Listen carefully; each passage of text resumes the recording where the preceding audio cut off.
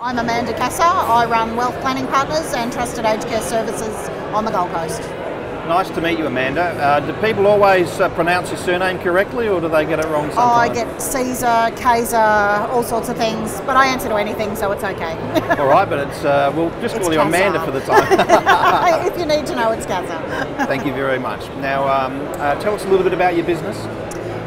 The Wealth Planning Partners business is a fairly traditional wealth planning partners practice. We specialise in self-managed superannuation and risk advice. Okay, very good indeed. And how long have you been running that business? I started in the business in 1991. It was then called TF Pritchard and Associates, but I did a rebrand because I decided I didn't want to be anyone's associate, so changed it to Wealth Planning Partners in 2005. So you came into the business, or you started it in 1990? No, I started as a secretary. Trevor was a friend of my father's who was an MLC agent at the time, and left high school and started as his secretary.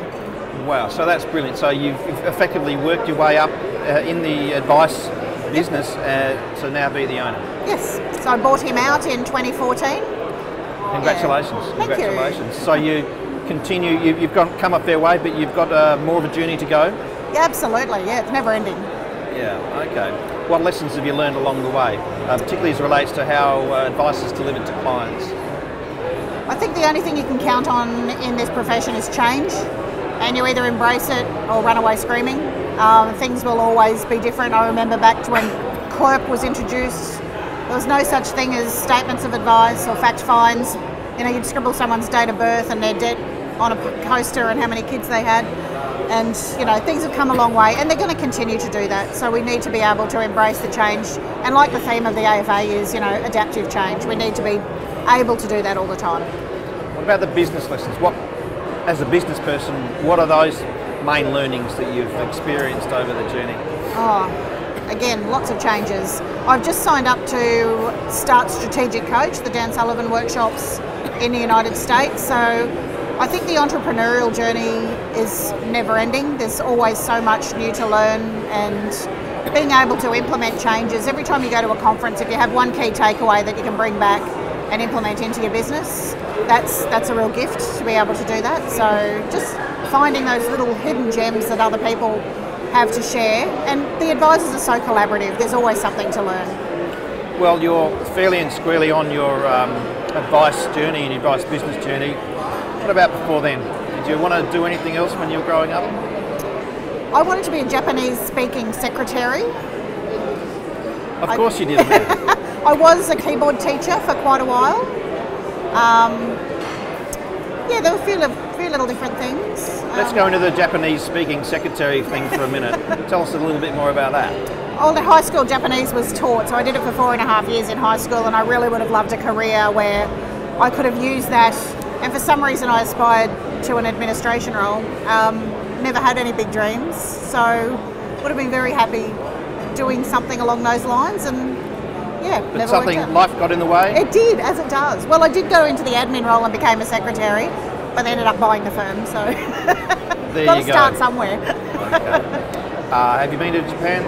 I have, twice, yes. My Japanese is now terrible. Okay, but I hope that they were positive experiences. Oh, for fabulous. You. Beautiful country, beautiful people. Yep. Are you going to go back again? Oh, in a heartbeat. Absolutely. All right. Just when you get some spare time? Yeah, exactly. Do you get much spare time at the moment? No, I'm working with the Hunger Project, so I've done trips to Africa in the past few years. I've been to Uganda and Malawi, and next year I'll be going to India with the Hunger Project. Okay, and what brought you to that? I'm a part of an Australian networking group called Business Chicks, and Business Chicks partner with the Hunger Project and run leadership and immersion programs to Africa, where we're learning leadership lessons from the poorest people on earth, who are at a grassroots level. They're learning how to get themselves out of poverty. So they're being taught and educated financial literacy, literacy full stop, and how to become entrepreneurs, utilise microfinance and make their own way. So it's all about a hand up rather than a hand out. But at the same time, you've learnt from them. Oh, so much, so much.